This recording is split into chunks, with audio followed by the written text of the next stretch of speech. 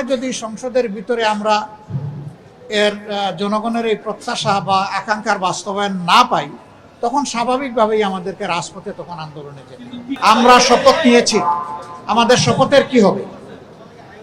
যারা শপথ নেন নাই তারা শপথ কখন নেবেন? গণভোটকে আদৌ মান্য করা হবে কিনা? আজকে চলমান অধিবেশনের দ্বিতীয় কার্য দিবস ছিল। প্রথম দিবসটি 12 তারিখ হওয়ার পরে 13-14 2 দিন স্বাভাবিক বন্ধ ছিল, আজকে আবার শুরু হয়েছে।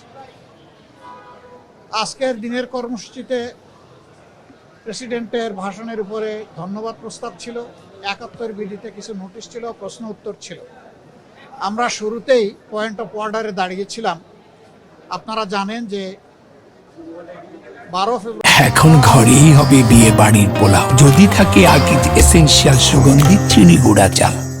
দুটি নির্বাচন হয়েছে একসাথে, সংসদ নির্বাচন এবং গণভোট, এবং সেটি একটা প্রেসিডেন্সিয়াল অর্ডারের মাধ্যমে হয়েছে।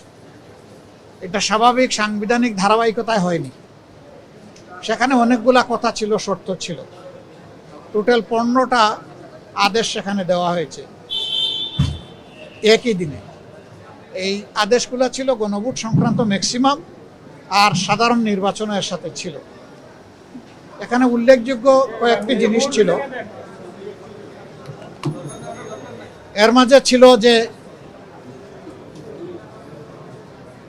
পার্লামেন্ট নির্বাচন গণভোট অনুষ্ঠিত হওয়ার অব্যবহিত পরে স্বল্পতম সময়ের ভিতরে অধিবেশন আহ্বান করার জন্য প্রধানমন্ত্রী লিখিতভাবে প্রেসিডেন্টকে আহ্বান জানাবেন।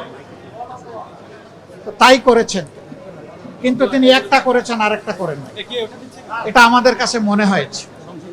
ফলে শুধু জাতীয় সংসদের অধিবেশন ডাকা হয়েছে, কিন্তু সংস্কার পরিষদের অধিবেশন ডাকা হয়। প্রথম দিন যেহেতু সময় কম ছিল, এবং আপনারা জানেন যে একটা ইস্যুতে আমরা ওয়াকআউটও করেছিলাম, আমরা সেখানে কথা তুলেছিলাম, কিন্তু সেই কথাটা আমলে নেওয়া হয়নি। অধিবেশনের শুরুতেই পয়েন্ট অফ অর্ডারে দাঁড়িয়ে আমরা এই ব্যাপারে কথা বলার চেষ্টা করেছি। তখন মাননীয় স্পিকার 1 ঘন্টা পরে আমাদেরকে স্লট দিয়েছিলেন। আমরা 13 নভেম্বর গত বছর জারি করা এই আদেশ আমরা পুরোটাই সেখানে পড়ে শুনিয়েছি, এবং আমরা বলেছি যে আজকে শেষ দিন, পঞ্জিকা দিবস, এর সমাধান আমরা চাই। আমরা শপথ নিয়েছি, আমাদের শপথের কি হবে? যারা শপথ নেন নাই তারা শপথ কখন নেবেন? এবং সেই সংস্কার পরিষদের অধিবেশন কখন ডাকা হবে?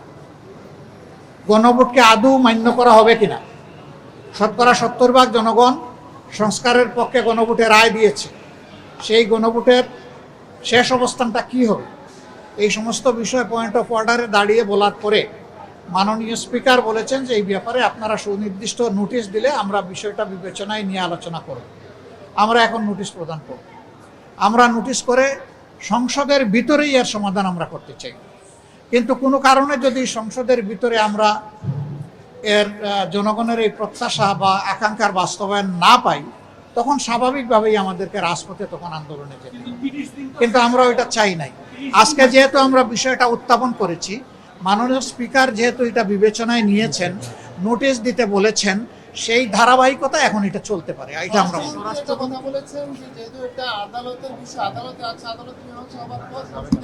না, তিনি এটা বলেন নাই। না, তিনি এভাবে বলেননি।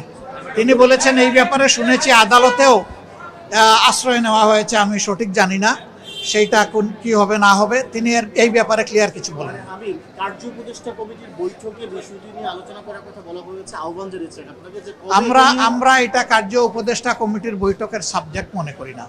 আমরা মনে করি হাউজেরই এটা সাবজেক্ট, এই হাউজে এটা সমাধান হোক, তারপরে যদি ওখানে কথা উঠে ওনারা উঠান আমরা দেখবো। যে মানে আমি যেটা হচ্ছে যে ওনারা বলছেন সংবিধানে বর্তমান আপনারা যেটা বলছেন এটা সংবিধানে নেই। তারা বলছেন তারা এটা উড়িয়ে দিচ্ছেন না, যে তারা এটা মানবেন না, আগে তারা এটাকে সংবিধানে যোগ করে পরে এটা নিয়ে তারা আলোচনা করতে চায়। আচ্ছা দেখেন, সংবিধানে কি 2026 সালে কোনো ভোট ছিল? এটা তো ছিল না। এই প্রেসিডেন্সিয়াল অর্ডার, একই অর্ডার, এই একই অর্ডারের মাধ্যমে যেটা হয়েছে, আপনি এক অংশকে সংবিধানের বাইরে গেলেও মানবেন, আর এক অংশ বাইরে গেলে মানবেন না। না মানলে দুইটাই না মানেন, আর মানলে তো দুইটাই মানতে হবে।